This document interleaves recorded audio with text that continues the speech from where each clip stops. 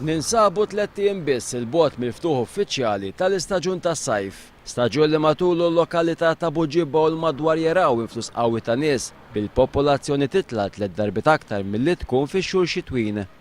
Apparti li x-xogħlijiet fuq il-prominent li ilhom għaddejjin diversi xhur għadhom ma tlestewx, għal sajf ieħor dawn l-inħawi qegħdin ħabtu wiċċhom ma' problema kbira ta' nuqqas ta' parkeġġ. Problema kbira ta' parkeġġjar f'kwalunkwa ħin.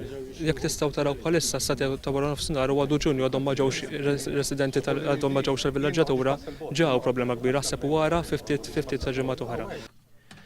Waqt konferenza tal-aħbarijiet Neville Gafa semma kif il-Kunsill Lokali mmexxi minn maġġoranza nazzjonalista naqas milli jżomm mal-wedi elettorali. Id-diżappuntati bin-nuqqas ta' ħeġġa u impenn kemm mill-Gvern lokali mmexxi minn maġġoranza nazzjonalista kif ukoll mill-Gvern ċentrali.